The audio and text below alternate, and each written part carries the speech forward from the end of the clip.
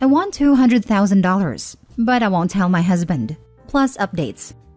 Original post. I, 26 female, and my husband, 26 male, have been married for almost 2 years. For the past year, I've been the breadwinner, and I'm not okay with this. Hubby lost his job after some budget cuts, and since then, he's been doing nothing but play video games. At first, he went to interviews, but that stopped after 2 months. And no, he isn't doing any chores either. We used to split chores 50-50, but now he isn't even doing his 50%. So, I'm financially supporting both of us while also doing 100% of the chores. I've discussed this with my mother-in-law and father-in-law, and they had a talk with him. Father-in-law even got him a couple interviews. That, by the way, he missed because he was playing and he forgot to go. 2 weeks ago, father-in-law called him and scolded him. Father-in-law told him he raised him better than to leech off me and not even help with household chores. He told him he needs to get his act together and start doing his chores and look for a job because a marriage is 50-50 and right now I'm doing 100% of everything. He ended the call by telling him he was very disappointed. My husband always had this thing about making his dad proud. So he started looking for a job and even went on 2 interviews. Now, last week, I went on a trip with some friends and we went to a casino where I won $200,000. I haven't told my husband, and I don't know if I will. I'm afraid if I do, he will go back to doing nothing, excusing that as we don't need money, that I could hire someone for the housework. Before you ask, our finances are separate and he doesn't have access to my bank account, so I don't think he will find out. I will also like to add that I want to use some of the money to pay my student loans. What's left after that, I want to put them in savings. We are discussing the possibility of having kids, and if we decide to expand our family, I want my kids to have a college fund. But I'm also reconsidering having kids with a man that needs to be scolded by his parents in order for him to do his part in the relationship. Now for the top advice before reading the update. Your finances aside, send your husband to therapy. He's horribly depressed. This is what I'm thinking. All these people are saying he's a deadbeat lazy bum, but she said he used to work and contribute to the household evenly. Also, that he thrives to make his dad proud. It sounds more like depression than this just being who he is. Exactly why I said this. If it were his personality, this would have always been the case, but the fact that there's such a big change is a huge tell. Honestly, I'm not really sure why people are telling you to baby your husband. If he has a problem, he needs to address it. I've been in the exact same situation, and it nearly freaking killed me, and he didn't give a hoot. All the attraction to him went out the window because he refused to help himself. A swift dose of reality will do the trick for most people. These are people, however, who, like Opie's significant other, would rather leech off friends and family like a succubus rather than put in their fair share. Classic Reddit. Most people going straight to divorce him instead of advising to get him some therapy or psychological help. He might be depressed after losing his job, and I can say from experience that having your parents scold you might not be enough to get you to do better. Freaking hell. Imagine if every single relationship problem was resolved with a breakup. Reddit is full of virgins and people who've never been in a relationship. They have no idea what they're talking about. Now for the first update. I posted this in another sub, and someone made question if he was really laid off because of budget cuts or if that's a lie. So, I talked with one of his former colleagues and he told a different story. According to him, my husband left because I made enough to support both of us, so he didn't need to work. I went home but he was playing as usual, so I called for him. I think he forgot his door was open because I heard him tell his gaming buddy, "My witch is home." I lost it at that.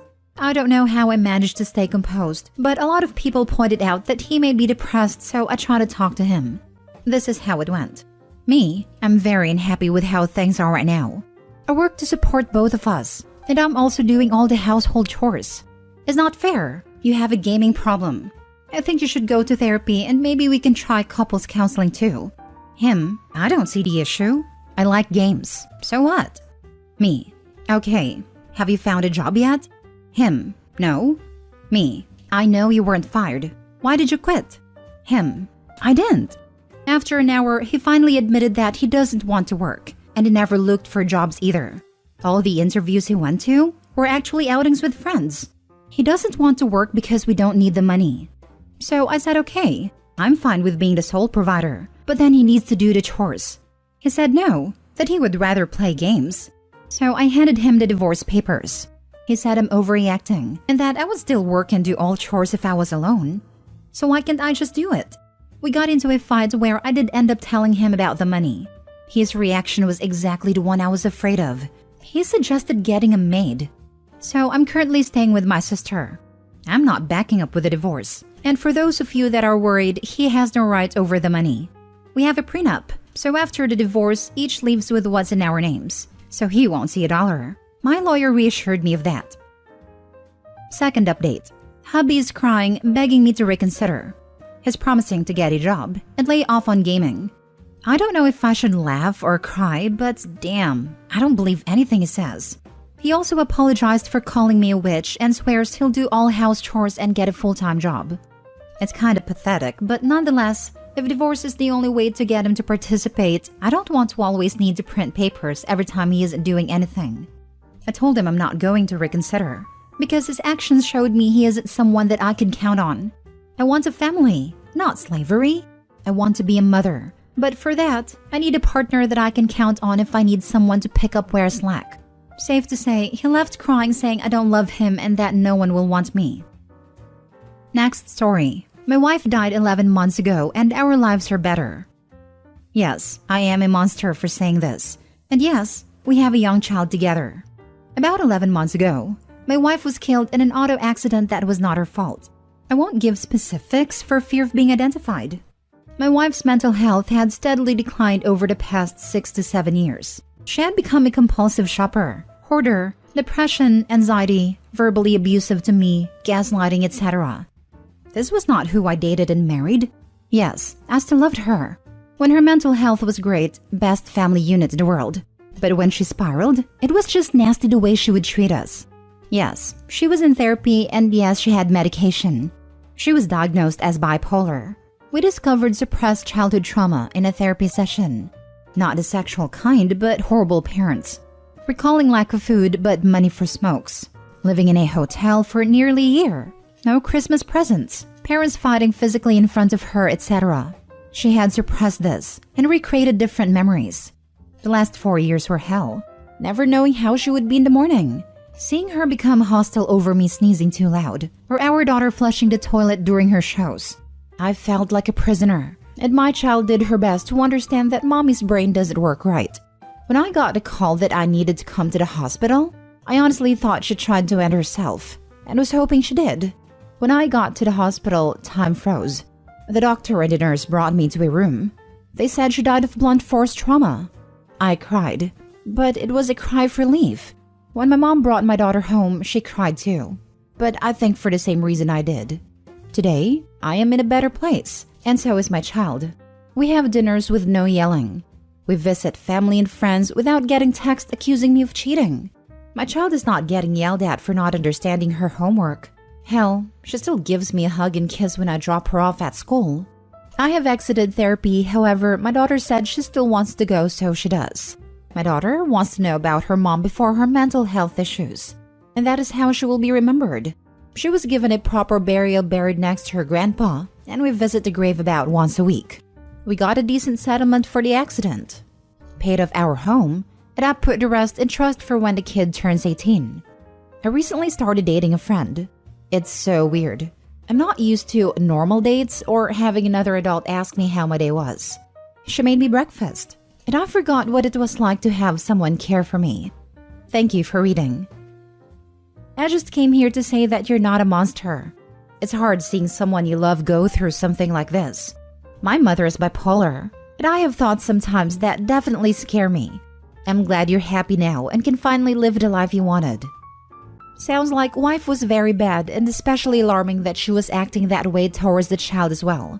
From what I can see, she wasn't taking therapy/medication and other activities close enough to action. And the mistreatment started ramping up basically after they had a child together. Repeated false accusation of cheating, flying off the handle at minor inconveniences like they're horrendous, etc. are unacceptable, especially towards a child, and when showing no signs of stopping or the perp addressing them. At that stage of boundaries being consistently ignored or impossible to set, the relationship has to end for the safety of the kid and their upbringing. Even without a kid, a relationship like that is rotten and must end. Victim doesn't deserve to be treated this way. Exposure and victimhood to DV severely harms children. And OP, if you haven't already, get your kid DV counseling/therapy.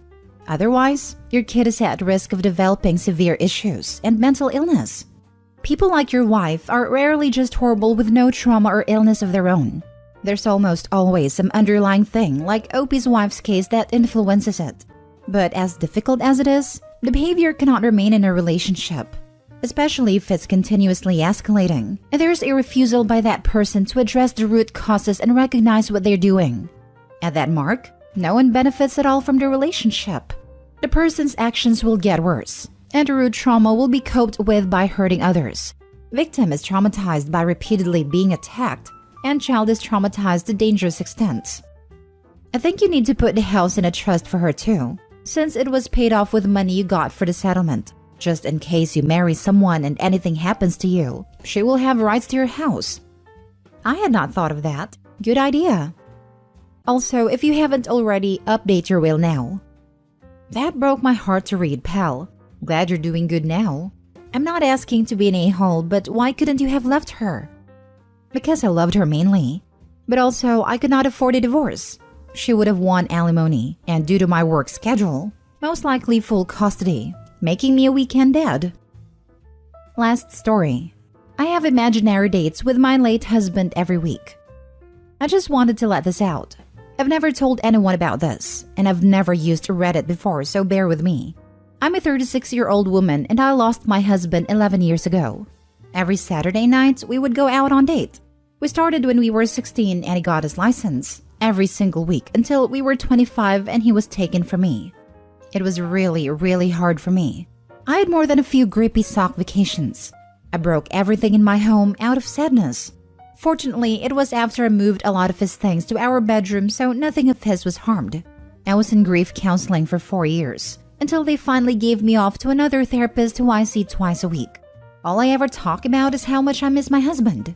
The only thing that brings me happiness is my loyalty to him. It's something I'm very, very proud of. Even though he's gone, I still wear my rings, and I've stayed 100% faithful to him, and I'm going to continue to do that for the rest of my life. It makes me happy when I think about it. One day, when I see him in heaven, I'll be able to tell him I stayed faithful to him, and I'm still his wife forever. I have his senior portrait on my bedside along with his ashes. It's the first and last thing I see every day. One thing that helps me cope with it is kind of weird. I have imaginary date nights with him. I put on his favorite dress, I'll put on my makeup and do my hair. I cook one of his favorite meals. I make both of us a plate and I just sit there and eat. And I pretend he's across from me and we're eating together. Then I pour both of us a glass of champagne. I've always hated the taste, and before he passed, I was 100% sober my entire life. But it makes me feel like I'm connected to him when I drink it, as he loved champagne. I'll pretend he's drinking it too and we'll get a little tipsy together. Then I'll take him upstairs and go into the bathroom and put on some lingerie for him. Then he watches me take it off, and then I go into the bottom of my drawer. And I have a toy that's the same size as his member, and I use it and pretend it's him and we're being intimate. I moan his name really loud when I do it too. Then the next morning I wake up and I clean everything up. I clean up his food that obviously was never touched, and his full glass of champagne, and I go about my day. I know it seems crazy, but it's something that brings me joy. It makes me happy. And please don't try to convince me to not stay loyal to my husband. Staying loyal to him brings me true happiness. And if you have a problem with that, please just keep that to yourself. I'm sorry. I feel really sad reading this. Love has such patience, and that's why love is beautiful and sad at the same time. Opie, do whatever makes you happy. No one is gonna judge you. You live your life the way you want it. If you want to have dates with the love of your life, do it. If you want to love him until the last day of your life, love him as much as you want. At my first big kid job, I worked closely with a bookkeeper, a lovely woman, and a great painter whom I adored. Her husband had died many years before our meeting, and while she spoke of him often enough, she only ever spoke of his death once in the time we knew each other. I don't remember the conversation exactly. I just remember her saying that he had been sick for a while there, but now he's just invisible. That struck me, and so did the way she said it. Like his death was just an aesthetic side effect of an otherwise benign condition, one they laughed about together, like a little inside joke between them. She didn't elaborate beyond that, and she didn't need to. It was plain on her face that the love they shared was just as alive in that moment as it was before he up and turned invisible on her. I'll never know the story of their relationship or how she arrived at her perspective on the loss she had suffered. But I do know that whenever I'm faced with loss or grief, I think about Mary and her invisible husband, and I can't help but smile. I think connections between people have a much longer shelf life than people themselves. And with that in mind, I hope you continue to enjoy the heck out of your date nights. My husband died a year ago, and in my dreams when he's there, it doesn't feel like a dream. It feels like he's actually there. We are always talking about something. We did a lot of that. It feels like I should be able to touch him, but I can't. All those weird things that make a dream are never there when he is. I wake up from the dream and it feels like he's probably still there. I just can't see him anymore. This is why I'm scared of getting too attached. This is just so sad and heartbreaking. Hey dude, don't let it stop you from forming close and beautiful connections in your life. It can sometimes hurt to love something/someone so deeply, but the rewards outweigh it, and ultimately nothing is permanent. I'm more scared of never forming such connections. How fortunate are we to have something that makes saying goodbye so hard?